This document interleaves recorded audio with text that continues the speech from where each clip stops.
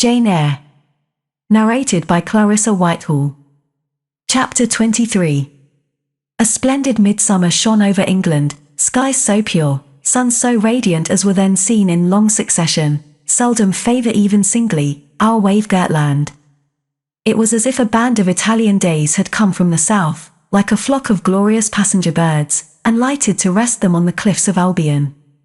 The hay was all got in, the fields round Thornfield were green and shorn, the roads white and baked, the trees were in their dark prime, hedge and wood, full-leaved and deeply tinted, contrasted well with the sunny hue of the cleared meadows between.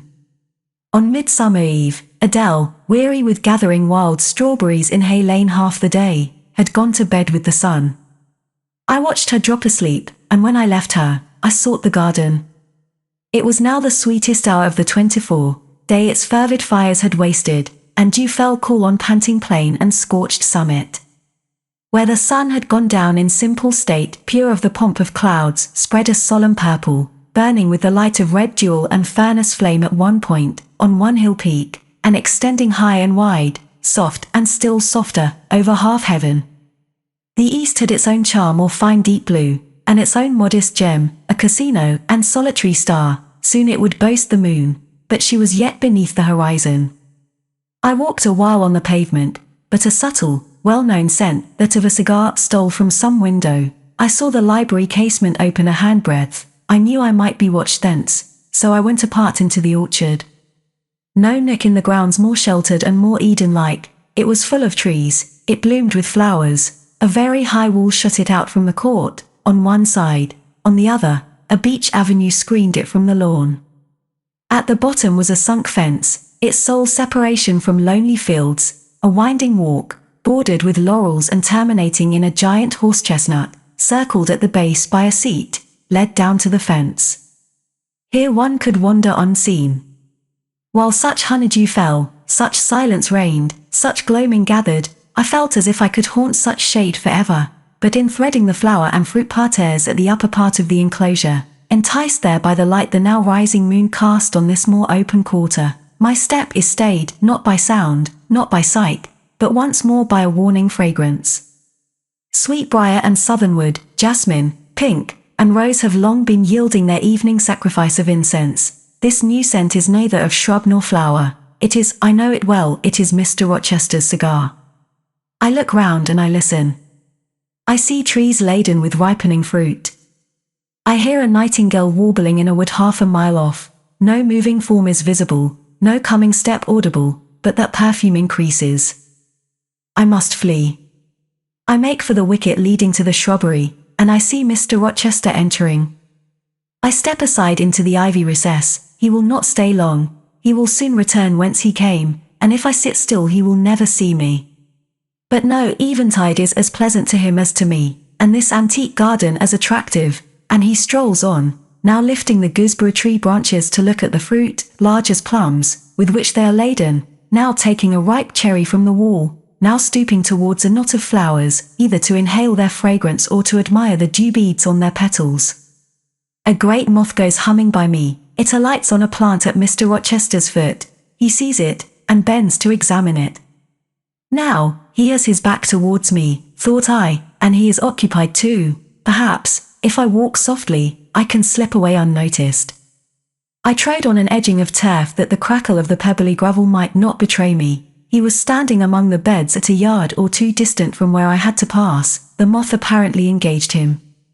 I shall get by very well, I meditated. As I crossed his shadow, thrown long over the garden by the moon, not yet risen high, he said quietly, without turning, "Jane, come and look at this fellow." I had made no noise. He had not eyes behind. Could his shadow feel? I started at first, and then I approached him. "Look at his wings," said he. "He reminds me rather of a West Indian insect. One does not often see so large and gay a night rover in England. There. He is flown." The moth roamed away.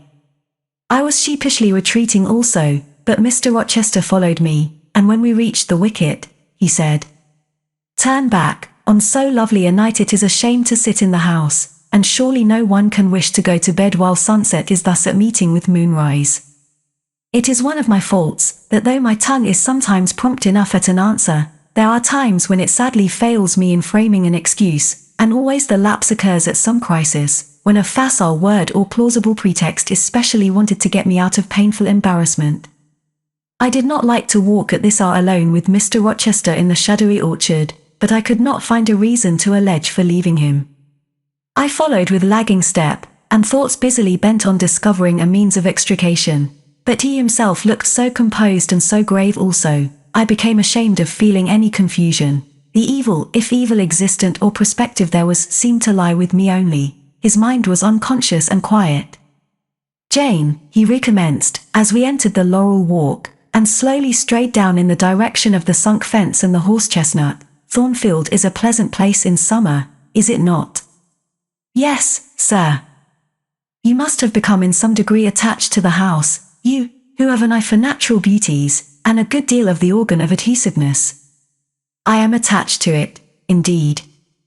And though I don't comprehend how it is, I perceive you have acquired a degree of regard for that foolish little child Adele, too, and even for simple Dame Fairfax."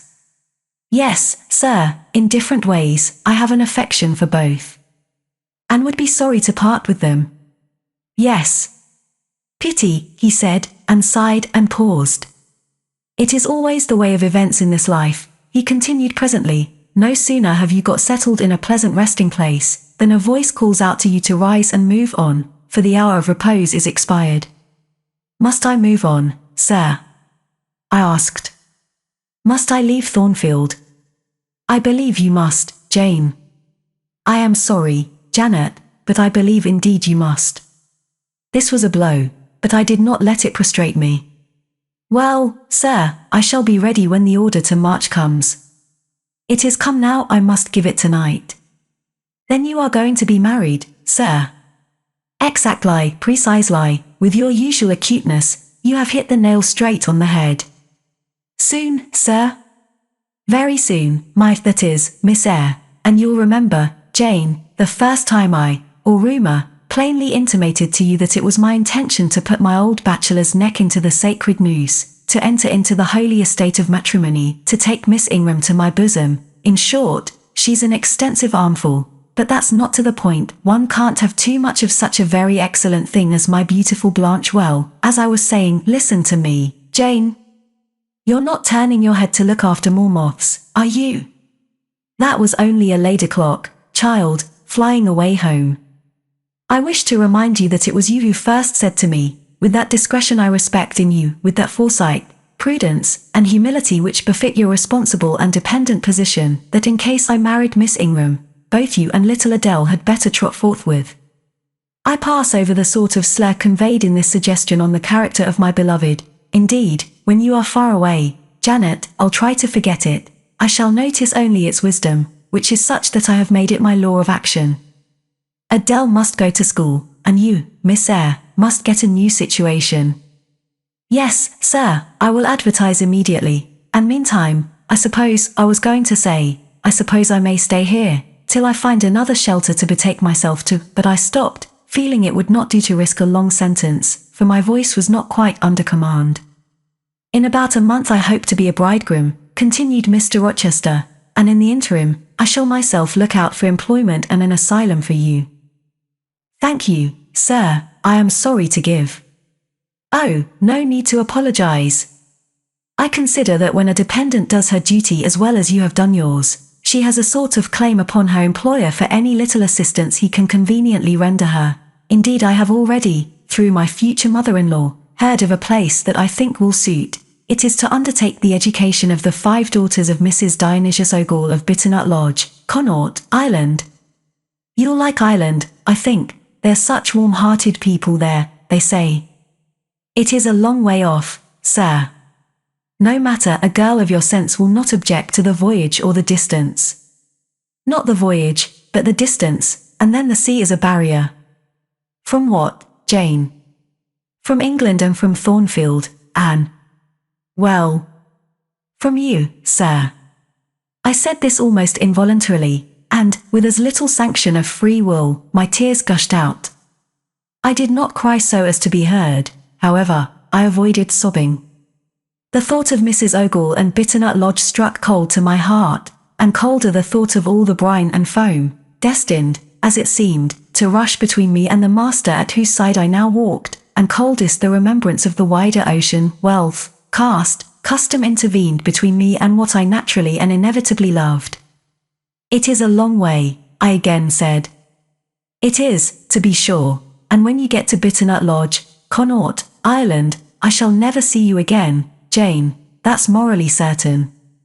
I never go over to Ireland, not having myself much of a fancy for the country. We have been good friends, Jane, have we not? Yes, sir. And when friends are on the eve of separation, they like to spend the little time that remains to them close to each other. Come.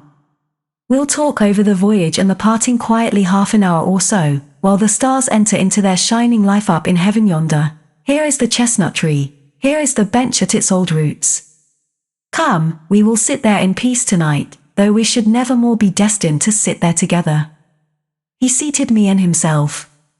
It is a long way to Ireland, Janet, and I am sorry to send my little friend on such weary travels, but if I can't do better, how is it to be helped? Are you anything akin to me, do you think, Jane? I could risk no sort of answer by this time. My heart was still. Because, he said, I sometimes have a queer feeling with regard to you, especially when you are near me, as now. It is as if I had a string somewhere under my left ribs, tightly and inextricably knotted to a similar string situated in the corresponding quarter of your little frame. And if that boisterous channel, and 200 miles or so of land come broad between us, I am afraid that cord of communion will be snapped, and then I've a nervous notion I should take to bleeding inwardly. As for you, you'd forget me. That I never should, sir, you know, impossible to proceed. Jane, do you hear that nightingale singing in the wood? Listen. In listening, I sobbed convulsively, for I could repress what I endured no longer. I was obliged to yield, and I was shaken from head to foot with acute distress. When I did speak, it was only to express an impetuous wish that I had never been born, or never come to Thornfield. Because you are sorry to leave it? The vehemence of emotion, stirred by grief and love within me, was claiming mastery, and struggling for full sway, and asserting a right to predominate, to overcome, to live, rise, and reign at last, yes, and to speak. I grieve to leave Thornfield. I love Thornfield. I love it, because I have lived in it a full and delightful life, momentarily at least. I have not been trampled on. I have not been petrified. I have not been buried with inferior minds, and excluded from every glimpse of communion with what is bright and energetic and high. I have talked, face to face, with what I reverence, with what I delight in, with an original, a vigorous, an expanded mind. I have known you, Mr. Rochester, and it strikes me with terror and anguish to feel I absolutely must be torn from you forever. I see the necessity of departure, and it is like looking on the necessity of death. Where do you see the necessity? He asked suddenly. Where? You, sir, have placed it before me. In what shape? In the shape of Miss Ingram, a noble and beautiful woman, your bride. My bride? What bride? I have no bride. But you will have. Yes, I will. I will. He set his teeth. Then I must go. You have said it yourself. No, you must stay. I swear it, and the oath shall be kept. I tell you I must go. I retorted, roused to something like passion. Do you think I can stay to become nothing to you? Do you think I am an automaton? A machine without feelings? And can bear to have my morsel of bread snatched from my lips, and my drop of living water dashed from my cup? Do you think, because I am poor, obscure, plain, and little, I am soulless and heartless? You think wrong. I have as much soul as you, and full as much heart. And if God had gifted me with some beauty and much wealth, I should have made it as hard for you to leave me, as it is now for me to leave you. I am not talking to you now through the medium of custom, conventionalities, nor even of mortal flesh. It is my spirit that addresses your spirit, just as if both had passed through the grave, and we stood at God's feet, equal, as we are. As we are, repeated Mr. Rochester, so, he added, enclosing me in his arms, gathering me to his breast, pressing his lips on my lips. So, Jane. Yes, so, sir, I rejoined, and yet not so, for you are a married man, or as good as a married man, and wed to one inferior to you, to one with whom you have no sympathy, whom I do not believe you truly love, for I have seen and heard you sneer at her. I would scorn such a union, therefore I am better than you. Let me go. Where, Jane? To Ireland? Yes, to Ireland. I have spoken my mind, and can go anywhere now. Jane, be still, don't struggle so, like a wild frantic bird that is rending its own plumage in its desperation. I am no bird, and no net ensnares me. I am a free human being with an independent will, which I now exert to leave you. Another effort set me at liberty, and I stood erect before him. And your will shall decide your destiny, he said. I offer you my hand, my heart, and a share of all my possessions. You play a farce, which I merely laugh at. I ask you to pass through life at my side, to be my second self, and best earthly companion. For that fate you have already made your choice, and must abide by it. Jane, be still a few moments, you are overexcited, I will be still too. A waft of wind came sweeping down the laurel walk, and trembled through the boughs of the chestnut. It wandered away, to an indefinite distance. It died. The nightingale's song was then the only voice of the hour. In listening to it, I again wept. Mr. Rochester sat quiet, looking at me gently and seriously. Some time passed before he spoke. He at last said, "Come to my side, Jane, and let us explain and understand one another. I will never again come to your side. I am torn away now, and cannot return. But, Jane, I summon you as my wife. It is you only I intend to marry." I was silent. I thought he mocked me. "Come, Jane, come hither. Your bride stands between us." He rose, and with a stride reached me. "My bride is here," he said, again drawing me to him, "because my equal is here, and my likeness. Jane, will you marry me?" Still I did not answer, and still I writhed myself from his grasp, for I was still incredulous. "Do you doubt me, Jane?" "Entirely." "You have no faith in me?" "Not a whit." "Am I a liar in your eyes?" he asked passionately. "Little skeptic, you shall be convinced. What love have I for Miss Ingram?" "None, and that you know." "What love has she for me?" "None, as I have taken pains to prove." I caused a rumor to reach her that my fortune was not a third of what was supposed, and after that I presented myself to see the result. It was coldness both from her and her mother. I could not marry Miss Ingram. You strange, you almost unearthly thing. I love as my own flesh. You poor and obscure, and small and plain as you are, I entreat to accept me as a husband. "What, me?" I ejaculated, beginning in his earnestness, and especially in his incivility, to credit his sincerity. "Me who have not a friend in the world but you, if you are my friend, not a shilling but what you have given me. You, Jane, I must have you for my own, entirely my own. Will you be mine? Say yes, quickly. Mr. Rochester, let me look at your face. Turn to the moonlight." "Why?"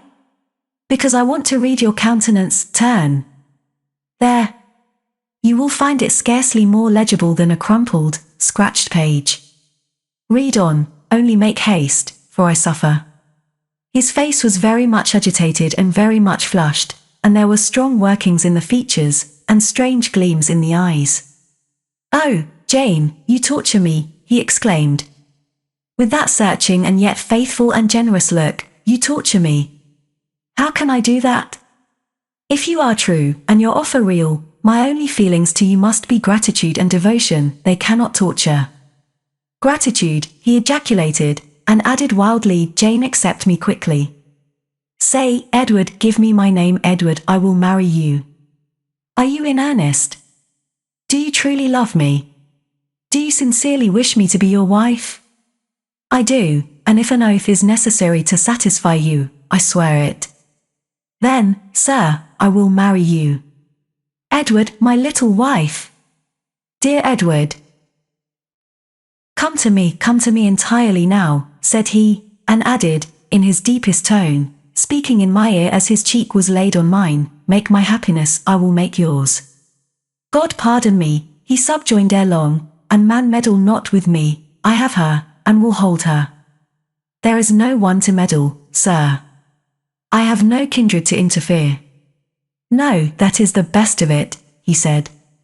And if I had loved him less I should have thought his accent and look of exultation savage, but, sitting by him, roused from the nightmare of parting, called to the paradise of union, I thought only of the bliss given me to drink in so abundant a flow. Again and again he said, Are you happy, Jane? And again I answered, Yes. After which he murmured, It will atone, it will atone. Have I not found her friendless, and cold, and comfortless? Will I not guard, and cherish, and solace her? Is there not love in my heart, and constancy in my resolves? It will expiate at God's tribunal. I know my Maker sanctions what I do. For the world's judgment I wash my hands thereof. For man's opinion I defy it. But what had befallen the night? The moon was not yet set, and we were all in shadow. I could scarcely see my master's face, near as I was. And what ailed the chestnut tree? It writhed and groaned, while wind roared in the laurel walk, and came sweeping over us. We must go in, said Mr. Rochester, the weather changes. I could have sat with thee till morning, Jane. And so, thought I, could I with you. I should have said so, perhaps, but a vivid spark leapt out of a cloud at which I was looking, and there was a crack, a crash, and a close rattling peal, and I thought only of hiding my dazzled eyes against Mr. Rochester's shoulder. The rain rushed down. He hurried me up the walk, through the grounds, and into the house, but we were quite wet before we could pass the threshold. He was taking off my shawl in the hall, and shaking the water out of my loosened hair, when Mrs. Fairfax emerged from her room. I did not observe her at first, nor did Mr. Rochester. The lamp was lit. The clock was on the stroke of 12. Hasten to take off your wet things, said he, and before you go, good night, my darling. He kissed me repeatedly. When I looked up, on leaving his arms, there stood the widow, pale, grave, and amazed. I only smiled at her, and ran upstairs. Explanation will do for another time, thought I. Still, when I reached my chamber, I felt a pang at the idea she should even temporarily misconstrue what she had seen. But joy soon effaced every other feeling, and loud as the wind blew, near and deep as the thunder crashed, fierce and frequent as the lightning gleamed, cataract-like as the rain fell during a storm of 2 hours' duration, I experienced no fear and little awe. Mr. Rochester came thrice to my door in the course of it, to ask if I was safe and tranquil, and that was comfort, that was strength for anything. Before I left my bed in the morning, little Adele came running in to tell me that the great horse-chestnut at the bottom of the orchard had been struck by lightning in the night, and half of it split away.